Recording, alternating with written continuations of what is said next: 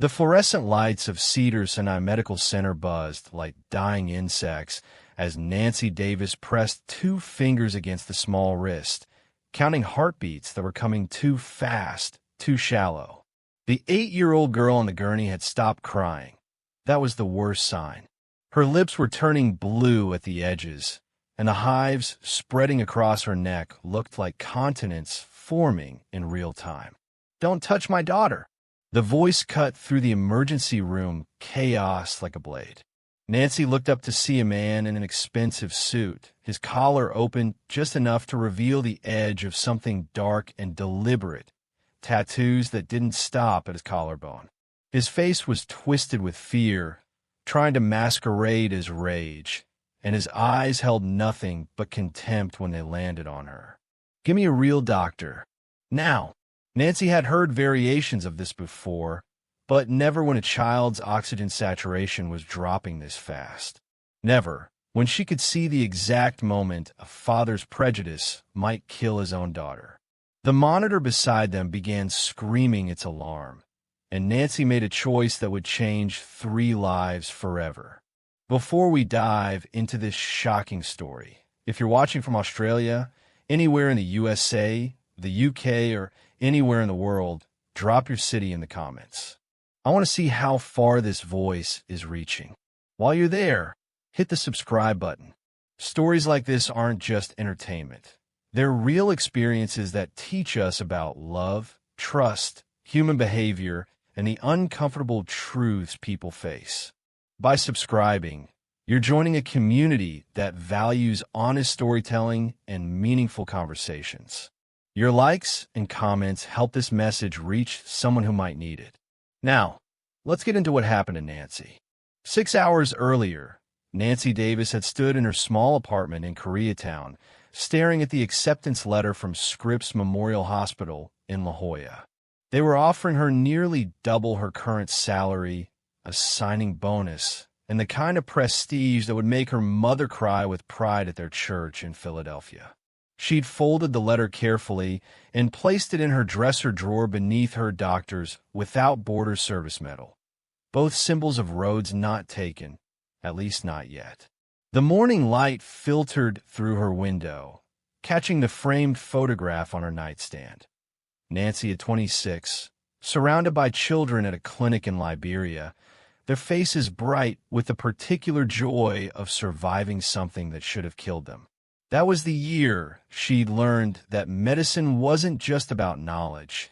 It was about seeing what others missed, about trusting your hands and eyes when machines and protocols failed you.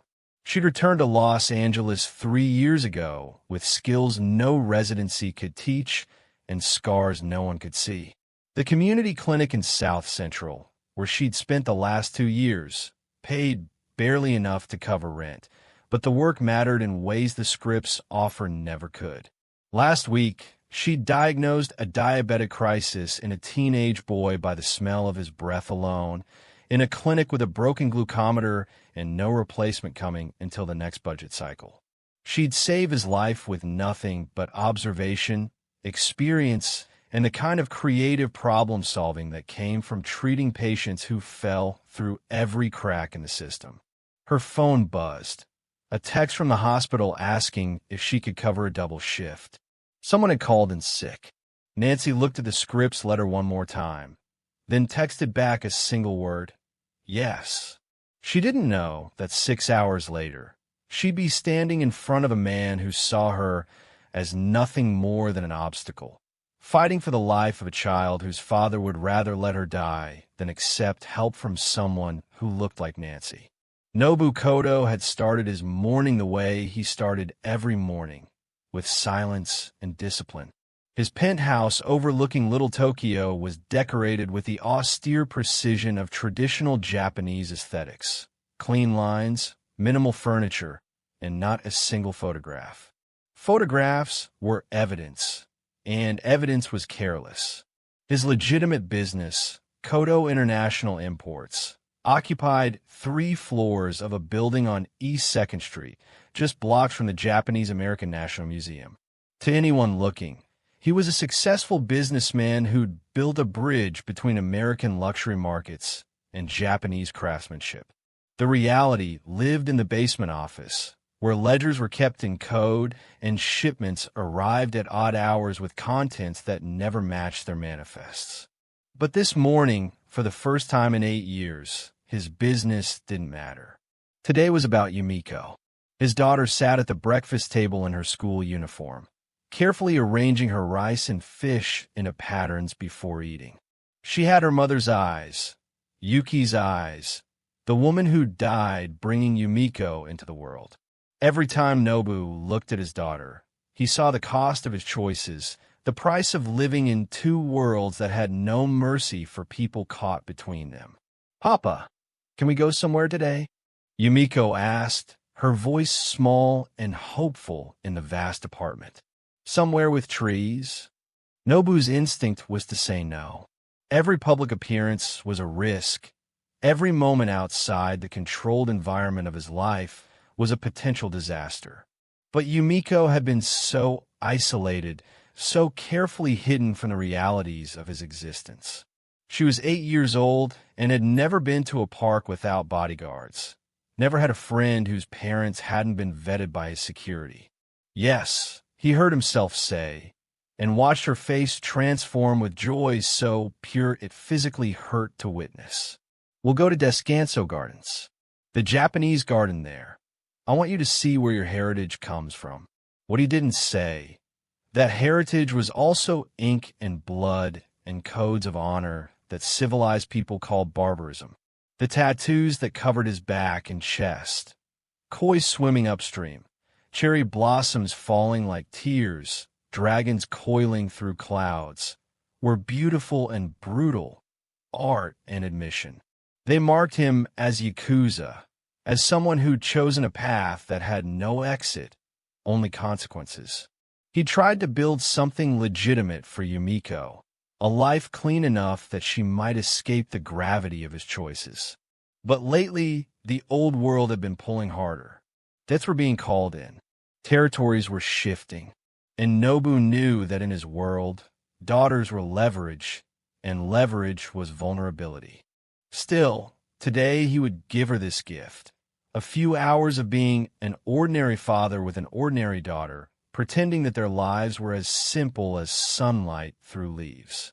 Descanso Gardens in La Canada Flintridge was a sanctuary of deliberate beauty carved into 150 acres of California hillside.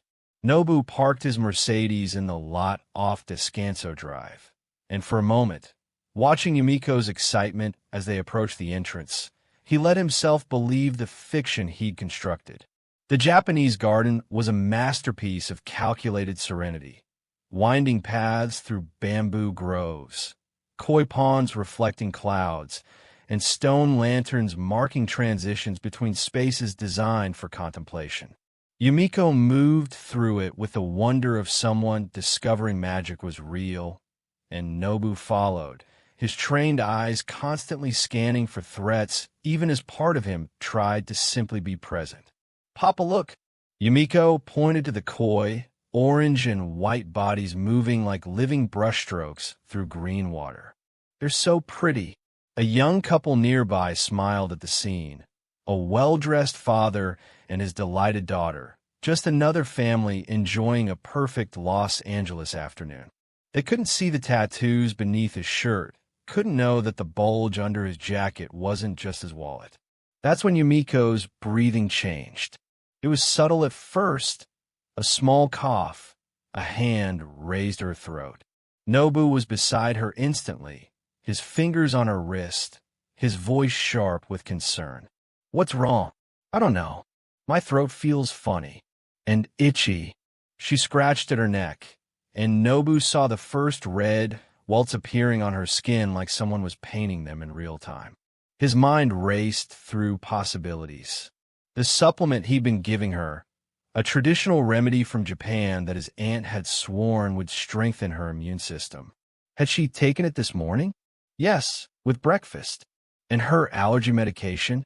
Also, yes, the same prescription she'd been on for months. The hives were spreading faster now, up her neck and across her cheeks. Her breathing was becoming labored, audible. Around them, other visitors began to notice their pleasant afternoon was disrupted by the sight of a child in distress. Nobu didn't hesitate. He scooped Yumiko into his arms and ran.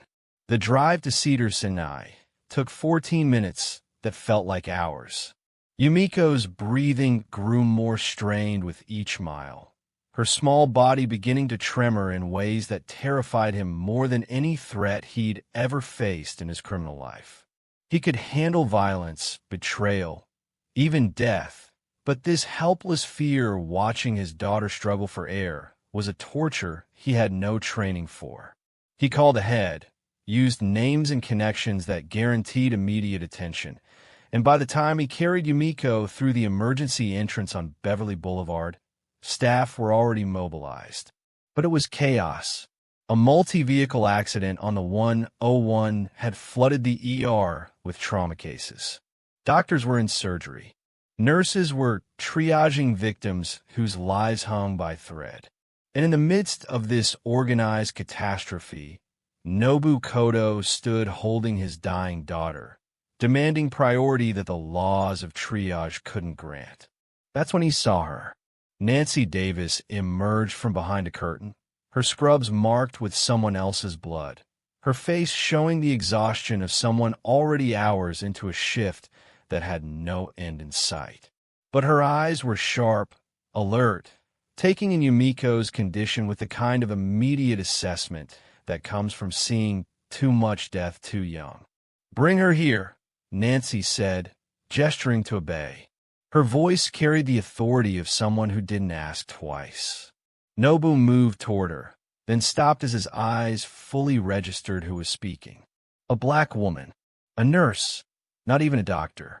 Everything in his conditioning, everything in the hierarchies he'd been raised to respect, rebelled against the idea of placing his daughter's life in her hands. "Where's the doctor?" he demanded. "In surgery. I'm what you have right now, and right now is what matters." Nancy was already pulling on gloves, her movements efficient and practiced. "Put her on the bed. I want a real doctor." The words came out before he could stop them, fueled by fear and prejudice so deeply ingrained he didn't even recognize it as a choice. Nancy's hands stilled for just a moment, and something flickered across her face. Not surprise, but a weary recognition of a battle she'd fought too many times. The monitor's alarm screamed into the space between them, and Nancy decided for him. She stepped forward and placed her hand on Yumiko's wrist, fingers finding the pulse point with practiced precision. "Don't touch my daughter." Nobu's voice carried the edge of violence, and security guards who'd been watching from a distance started moving closer. "Her oxygen saturation is at 86% and dropping," Nancy said, her voice cut with the kind of calm that only comes from managing crisis as routine. "Her airways are compromised, she's tachycardic, and those hives patterns suggest this isn't simple anaphylaxis. You can waste time questioning my credentials, or you can let me save her life. But you need to decide now, because in about 2 minutes, we'll be intubating, and if we get this wrong, your daughter doesn't come back." Nobu stared at her, his entire body rigid with the collision of everything he believed and everything he feared. Around them, the ER continued its controlled chaos. Monitors beeping, orders being shouted, lives being saved by people too busy to care about his prejudice. Dr. Anthony Martin appeared then, his surgical cap still on, gloves still bloody from whatever catastrophe he'd just left. He was a man in his 50s with the kind of exhausted competence that comes from 30 years in emergency medicine. He took one look at Yumiko, then at Nancy, then at Nobu. "Mr. Kodo," Dr. Martin said, and his voice carried no judgment, only urgency. "I have a man on my table right now who will die if I'm not back in that or in the next 3 minutes. Nancy Davis has more experience with complex pediatric emergencies than any nurse in this hospital, and probably more than half the doctors. She spent 5 years with Doctors Without Borders treating conditions we don't even see in American medicine anymore. I trust her with my own children's lives. The question is whether you can trust her with yours." He turned to Nancy. "What do you need?" "Full protocol for anaphylaxis, but watch for secondary cascade. I'm seeing neurological symptoms that suggest something more complex." Nancy's hands were already moving, pulling supplies, setting up interventions. "I need to see her medical history and any medications or supplements she's taken in the last 24 hours. Dr. Martin looked at Nobu. "You can wait for me to finish with my trauma patient. Minimum 20 minutes, or you can let Nurse Davis do what she does better than almost anyone. Your choice, but make it fast." Then he was gone, pulled back into the machinery of saving lives that operated on logic, not prejudice. Nobu looked at his daughter. Her lips were darker blue now, her breathing shallow and rapid. The hive had spread across her entire visible skin, angry red welts that looked like they hurt just to see. Her eyes found his. And in them he saw trust so complete it shattered something inside his chest. She believed he would save her. She had no idea her father's hate might be what killed her. What did she take? Nancy's question cut through his paralysis. Nobu's throat felt tight. Her regular allergy medication, cetirizine, prescribed by her pediatrician. And, he hesitated, a supplement. Traditional Japanese medicine, my aunt sent. For immune health. What's in it? I don't know exactly. Herbs. Ginseng. Maybe some mushroom extract. Nancy's jaw tightened. Did you tell her pediatrician about the supplement? No. Medical bracelet. Is she wearing one? For the first time, Nobu looked at his daughter's wrist and saw the small chain with its metal plate. He'd put it on her himself when she was 5 after her first serious allergic reaction. But he'd never actually learned to read it. The information was in Japanese, added by his aunt, who'd handled most of Yumiko's medical records during her early years in Japan. Nancy leaned close, and Nobu watched her eyes scan the characters. Her brow furrowed. You read Japanese? The question came out sharper than he intended, disbelief mixing with something else, the first crack in his certainty. Medical Japanese, Nancy said, already moving with new urgency. Enough to know that this bracelet says she's allergic to a specific compound found in some traditional medicines. If that's in the supplement you gave her, and it interacted with her antihistamine, we're dealing with a drug interaction triggering both anaphylaxis and an autoimmune cascade. She looked up at him, and for the first time since this nightmare began, Nobu saw not just competence in her eyes, but something that looked like understanding. Not of his prejudice, but of his fear. I've seen this before, Nancy said quietly. 3 times, actually. All in children whose families were mixing traditional remedies with Western medications without knowing the risks. 2 of those children died because their doctors didn't recognize the symptoms in time. 1 lived because I caught it in a clinic in Monrovia with none of the resources I have here. I know what to do, but I need you to let me do it. The monitor's alarm intensified. Yumiko's tremors were worse now. Her small body fighting battles on multiple fronts, immune system attacking itself, airways closing, neurological system misfiring from the toxic interaction, poisoning her blood. Nobu Kodo, who'd made his fortune through violence and intimidation, who'd built an empire on the principle that weakness was death, felt something inside him break. Not his pride, that was too small a word. It was the entire architecture of how he understood the world, crumbling under the weight of one undeniable truth. The woman he'd dismissed, the person he'd treated as beneath him, was the only one who could save his daughter. Do it, he whispered, then louder, stepping back from the bed. Do whatever you need to do. Nancy didn't waste time on acknowledgement. She was already in motion, her hands moving with the kind of fluid competence that comes from doing impossible things in impossible places. She called out orders to the other nurses, specific medications, precise dosages, timing calibrated to the second. She positioned Yumiko carefully, explaining each movement even though the child was barely conscious. Yumiko, honey, I'm Nancy, and I'm going to help you feel better. This is going to be uncomfortable, but I need you to trust me. Okay?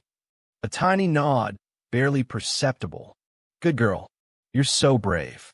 Nobu watched Nancy work, saw her insert and fore with the kind of precision that came from doing it in the dark, in moving vehicles, in places where there were no second chances. She hung fluids, administered medications in a sequence that looked almost choreographed, constantly monitoring, adjusting, and responding to each subtle change in Yumiko's condition. And she talked. Not just medical terminology shouted at staff, but a constant stream of gentle reassurance directed at his daughter. Small observations about Yumiko's bracelet, her hair clip shaped like a cherry blossom, anything to keep the child anchored to consciousness and calm while her body raged against itself.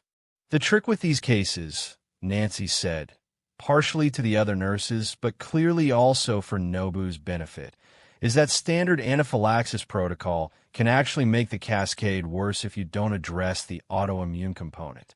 The steroids need to be carefully balanced, enough to suppress the immune response, but not so much that we compromise her respiratory drive further. And the positioning matters because we need to prevent aspiration while maintaining airway access.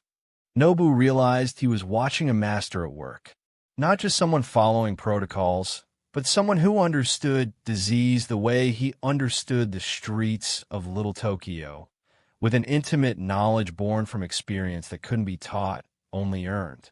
15 minutes passed, then 20.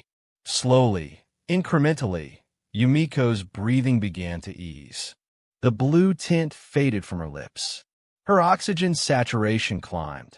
89, 92, and 95. The hive stopped spreading and began to fade at their edges. The tremors calmed. Nancy never stopped monitoring, adjusting, and her entire focus was on the small life she was pulling back from the edge. When Dr. Martin returned 40 minutes later, still wearing surgical scrubs, he found Yumiko stable, sleeping peacefully under sedation, and Nancy Davis documenting every intervention with a meticulous detail that would allow the next shift to continue care seamlessly. "Nice work," Dr. Martin said, reviewing the chart. Then, to Nobu, "She'll need to stay for observation, probably overnight.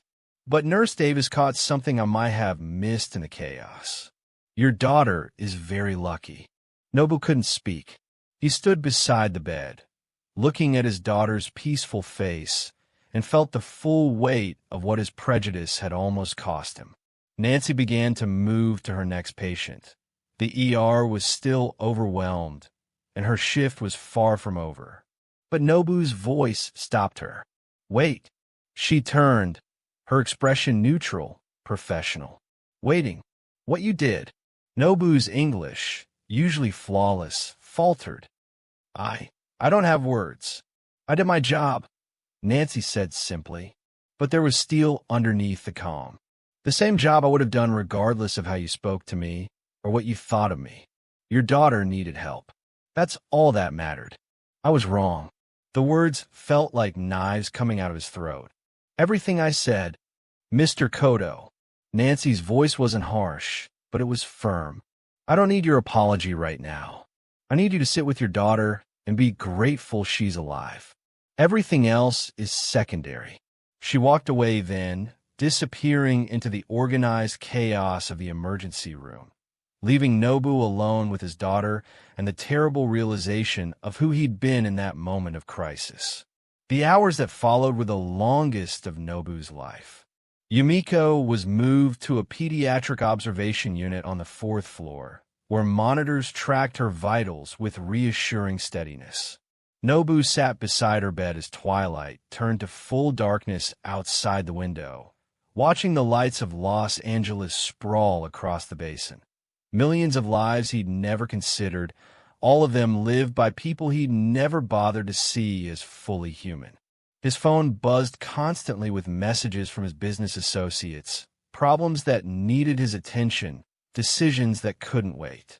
He ignored all of them, let his empire crumble, let the careful balance he'd maintained between legitimate and criminal collapse. None of it mattered compared to the small hand he held, warm and alive, in his own. Around midnight, William McMahon appeared in the doorway. He was in his 50s, wearing hospital administrative credentials, but something in his bearing suggested he'd spent time on the other side of the desk, in scrubs, in the chaos, doing the work rather than managing it. "Mr. Cotto? I'm William McMahon, Hospital Administration. May I have a moment?" Nobu gestured him in, his body tensing. Was this about the complaint he'd filed in those first frantic moments? He'd demanded Nancy be removed, had threatened litigation, and had said things that now made him sick to remember. McMahon pulled up a chair, his movements careful. "I wanted to check on your daughter first. How is she doing?" "Better. Thanks to—" Nobu couldn't finish the sentence. "Thanks to Nancy Davis," McMahon completed. "Yes. She has a gift for seeing what others miss." He paused, seeming to measure his next words. "I understand there was some tension during the initial treatment." Nobu's jaw tightened. "I need to withdraw that complaint. Everything I said was—" "I know what you said." McMahon's voice was gentle but direct. "I've been in hospital administration for 15 years, Mr. Cotto. Before that, I spent 20 years as an ER nurse. I've seen every kind of prejudice play out in moments of crisis. Patients refusing treatment from staff based on race, gender, religion, you name it. Fear makes us reach for whatever gives us a sense of control, even if that control is just the comfort of old prejudices." He leaned forward slightly. "I grew up in Alabama in the 60s. My father wouldn't let black doctors treat our family, wouldn't shop in stores owned by black people, and taught me that the world had a natural order and our job was to maintain it. I believed him because children believe their parents, and because everyone around me reinforced the same lessons." "What changed?" Nobu found himself asking. "Vietnam," McMahon said simply. "I was 19, bleeding out from shrapnel in my leg, and the medic who saved my life was a black man from Detroit named James Washington. He didn't ask what I believed or where I came from. He just stopped the bleeding, carried me to the evac helicopter, and told me I'd be fine. Later, I found out he'd been shot carrying me and never said a word, just kept going until I was safe." McMahon's eyes were distant, seeing something 40 years gone. "When I got home and told my father that story, you know what he said? Well, that boy did his duty, as if duty explained everything. As if James Washington saving my life despite whatever prejudice I might have shown him was just expected." He refocused on Nobu. "I spent the next 10 years trying to understand that moment. What it meant was that a man I'd been taught to see as less than me had been more than me when it mattered most. Eventually, I became a nurse specifically so I could learn to see people the way James saw me, as lives worth saving, period. No conditions, no qualifications. Nancy Davis saved my daughter's life even after Nobu stopped, the shame too fresh, too raw. Yes, she did, because that's who she is." McMahon stood, preparing to leave. "You can't take back what you said or how you treated her, Mr. Cotto. But you can decide what kind of person you're going to be from this moment forward. That's the only apology that matters, the one you make with your life, not your words." After McMahon left, Nobu sat in the darkness, listening to his daughter breathe. Easy, steady breaths that Nancy Davis had given back to her. He thought about the tattoos hidden under his clothes, the koi swimming upstream, symbolizing perseverance against opposition. The cherry blossoms falling represent the beautiful but fragile nature of life. The dragons embody strength and wisdom. He'd worn those symbols as armor, as identity, as proof of his commitment to a code that valued honor and loyalty above all else. But what honor was there in dismissing someone's humanity? What loyalty meant anything if it couldn't extend beyond the narrow circles he'd drawn around who deserved his respect? His phone buzzed again. This time he looked at it. A message from his business partner about a shipment coming in, money that needed to be moved, the daily machinery of an empire built on operating outside the law. Nobu stared at the message for a long moment, then turned the phone off completely. Some decisions couldn't be made in hospital rooms in the middle of the night, but some realizations couldn't be unmade once they arrived. The life he'd built, the careful balance between legitimate business and criminal enterprise, the walls he'd constructed between himself and everyone he deemed other, suddenly felt like a prison he'd designed with meticulous care, not realizing he was on the inside. Dawn found Nobu still sitting beside Yumiko's bed, watching her sleep with the kind of attention he usually reserved for identifying threats. But this time he was trying to understand something more complex than danger. He was trying to see his daughter as she actually was, not as he tried to shape her into being. She'd inherited her mother's delicate features, but there was a resilience in her that must have come from him. The ability to endure pain without complaint, to trust even when trust seemed dangerous. Last night, barely conscious, she'd heard Nancy's voice and relaxed into that care with complete faith. 8 years old, and she already understood something Nobu was only beginning to grasp. That goodness had nothing to do with the categories he'd used to organize the world. When Yumiko stirred awake, her first words were, "Where's the nice nurse?" Which Nobu started then stopped. He knew exactly which nurse she meant. The one who saved me. Nancy. She told me her name. Yumiko's voice was still rough from the trauma her throat had endured. She was nice to me, Papa, even when you were mean to her. The observation landed like a physical blow. Children saw everything, understood more than adults gave them credit for. Yumiko had been barely conscious, struggling to breathe, but she'd registered how her father had treated the woman saving her life. Yes, Nobu said quietly. I was mean to her. I was wrong. Why? The question was simple, genuine curiosity from a child who'd been raised in an insulated world, but wasn't yet infected with the prejudices that defined it. How did he explain? That he'd been taught to measure people's worth by their place in hierarchies that had nothing to do with their actual value? That fear had made him reach for the oldest, ugliest shortcuts his mind could find? That he'd looked at Nancy Davis and seen only what she wasn't, rather than what she was? Because I was scared, Nobu said finally. And when people are scared, sometimes they do and say things that hurt other people. That doesn't make it okay. It just makes it true. Yumiko considered this with a seriousness that children bring to moral questions. Did you say sorry? Not yet, but I will. Good. She settled back against her pillows, satisfied, because she was really nice, and she smelled like the flowers in the garden.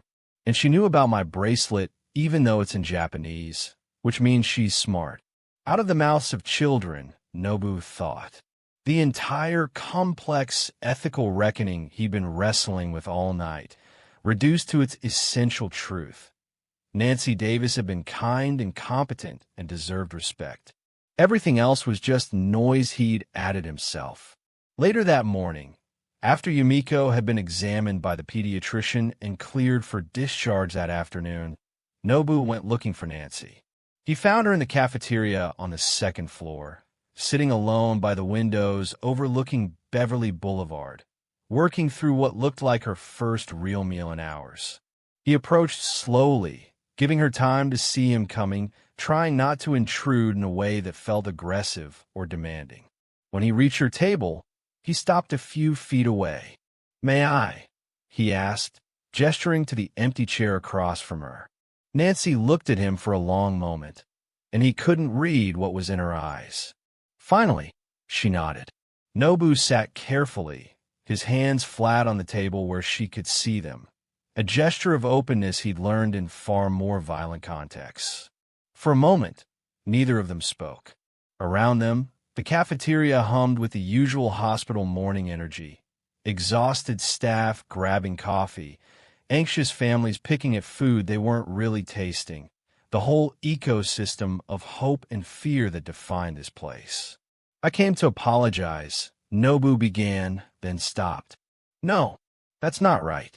I came to thank you for saving my daughter despite everything I said and did. The apology is separate from that. You didn't save her life to earn my gratitude or my apology. You saved her because she needed saving, and you could do it. The thanks and the apology are debts I owe, not payments you asked for. Nancy set down her fork, giving him her full attention. Last night, when you were treating Yumiko, I saw something I'd never let myself see before. Nobu struggled with the words, his English precise but strained under the weight of what he was trying to express. I saw excellence, competence, the kind of skill that only comes from seeing and surviving things that would break most people. And I realized that all my life, I've been looking at people through lenses that had nothing to do with who they actually were. He paused, making sure he held her gaze. You told me your name is Nancy Davis. You work at a community clinic in South Central. You spent years in West Africa treating diseases that most American doctors will never see. You recognized symptoms in my daughter that would have been missed by people with more prestigious credentials and more expensive educations. You saved her life with your hands and your knowledge and your refusal to let my prejudice kill her through me. Mr. Kodo, Nancy started, but he gently raised a hand. Please, let me finish.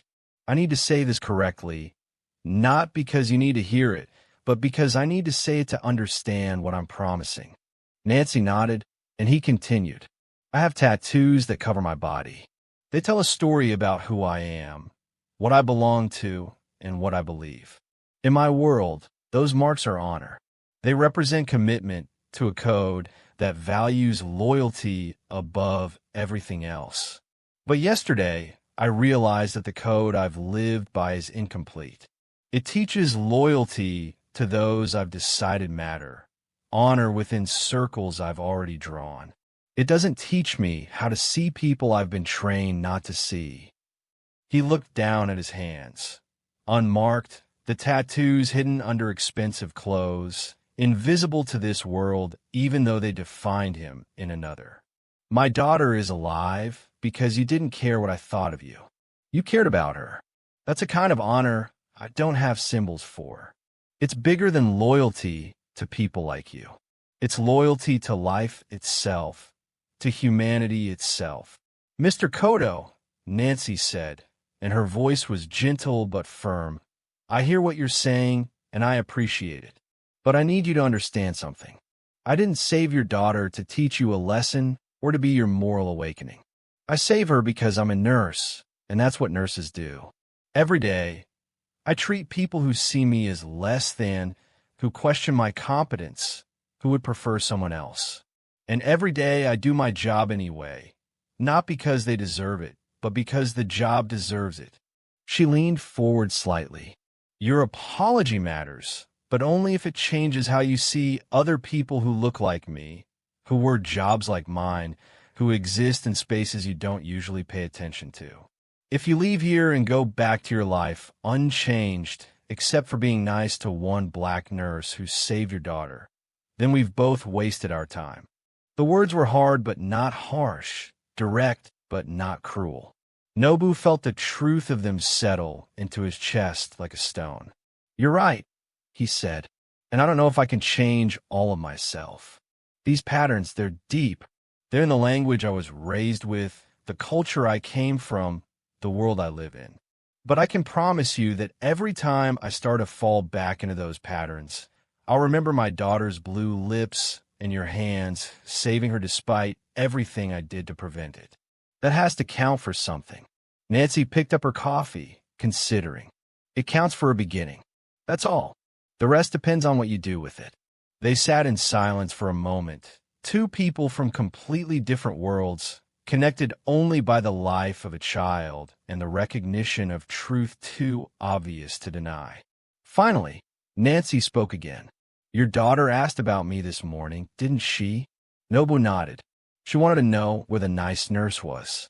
She noticed everything, even when she could barely breathe." "Children usually do," Nancy said. A small smile touched her face. "They see whose kind they are, who makes them feel safe. They don't care about the rest of it.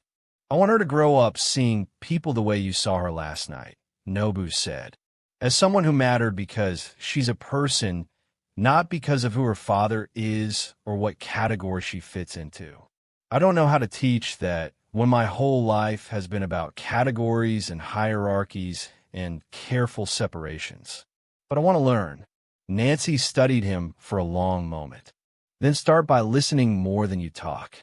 Start by noticing when you make assumptions about people based on how they look or where they're from. Start by asking yourself who you don't see and why you've trained yourself not to see them." She stood, gathering her things. Her shift was starting, and other lives needed her attention. "And Mr. Kodo, tell your daughter that Nancy said she was very brave. Tell her that being brave doesn't mean not being scared. It means trusting people to help you even when you're scared." She walked away then, back toward the elevators and the work that defined her, leaving Nobu sitting alone with the clearest instructions he'd ever receive on how to become someone better than he'd been. That afternoon, when Yumiko was officially discharged with careful instructions about medications and follow-up appointments, Nobu drove her home through Los Angeles traffic with a new awareness of the city around him. Every face he passed was a life he'd never considered. Every storefront represented dreams and struggles he dismissed as irrelevant to his existence. At a red light on Sunset Boulevard, he watched a black woman in scrubs cross the street. Maybe a nurse like Nancy, maybe a medical assistant, maybe someone who saved lives every day without recognition or gratitude. He found himself wondering about her story, her journey, and the patients who relied on her competence and care. The light changed, and he drove on, but something had shifted in his vision, like cataracts removed, allowing him to see what had always been there, but invisible to him. At home, Yumiko wanted a rest, still recovering from the trauma her body had endured. Nobu settled her in a room with her favorite books, and then he did something he'd never done before. He sat at his desk and researched Nancy Davis. What he found was a portrait of excellence built in the margins of society's attention. A nursing degree from Temple University was earned while working full-time. 5 years with Doctors Without Borders in some of the world's most dangerous regions. Awards for community health advocacy. Published papers on treating complex conditions in resource-limited settings. Letters of recommendation from colleagues that used words like extraordinary, irreplaceable, and the best clinician I've ever worked with. And all of it happening in spaces that people like him never looked at, never valued, never bothered to see as containing the same level of skill and dedication as the more prestigious institutions he'd been taught to respect. His phone buzzed with another message from his business. A problem that needed his immediate attention, a decision that affected money and territory and all the complicated machinery of his criminal enterprise. This time, instead of ignoring it, Nobu read it carefully and made a decision that would have been unthinkable 48 hours ago. He called his partner, a man he'd worked with for 15 years, and said 3 words, "I'm getting out." The explosion of protest and threats and arguments that followed was predictable. The Yakuza didn't let people leave. The code he'd lived by didn't have an exit clause. But Nobu had learned something in that hospital room. Some codes were worth breaking when they became prisons, and some loyalties mattered more than others. Figure out my exit or figure out my opposition, Nobu said calmly. Those are your choices. I'm done with the parts of this business that I can't explain to my daughter when she's old enough to ask. He hung up before the response could come, knowing that he'd just declared war on structures that didn't forgive deviation. But he'd also watched his daughter nearly die because he'd been too proud and prejudiced to accept help from someone he'd been taught not to see. If he couldn't reshape himself after that, then nothing he claimed to value actually mattered. 3 weeks later, on a Sunday morning when Los Angeles was temporarily soft with marine layer and possibility, Nobu and Yumiko returned to Descanso Gardens. This time, there was no crisis, no emergency, just a father and daughter walking through the Japanese garden at a pace that allowed appreciation rather than escape. Yumiko had healed completely, her body resilient in the way of children who bounce back from traumas that would devastate adults. But she remembered everything, and she'd asked more than once if they could send a thank you to Nancy. Nobu had written several letters, each one failing to capture what he wanted to say. How did you thank someone for exposing everything wrong with you at the same time they saved what you loved most? Finally, he'd sent a simple note with a donation to the community clinic where Nancy worked. Not because he thought money could repay the debt, but because it was the only tangible thing he could offer to support the work she believed in. The response had come a week later, handwritten on simple stationery. Thank you for the donation. It will help a lot of families who need care. I hope Yumiko continues to do well. Nancy Davis. No absolution, no grand statement of forgiveness. Just acknowledgement and the assumption that he'd do better, which was its own form of grace. Papa, look, Yumiko said now, pointed to the koi pond where orange and white bodies moved through green water like liquid poetry. They're still here. Remember last time? I remember, Nobu said, and the memory was complex, beauty and terror, joy and shame, all tangled together in a way that couldn't be separated. They stood together watching the koi swim their eternal patterns, and Nobu thought about Nancy Davis working her shift at the clinic, about William McMahon carrying his lessons from Vietnam, about all the people who'd learned to see humanity where they'd been taught to see categories. Papa. Yumiko's voice was small, uncertain. Yes. Are you different now? Since I got sick? The question was so direct, so innocent in its precision that Nobu almost laughed. But it deserved a real answer. I'm trying to be, he said honestly. I saw some things about myself that I didn't like. Important things. And I'm trying to change them. Like what? How to explain racism, prejudice, and the comfortable lies people tell themselves.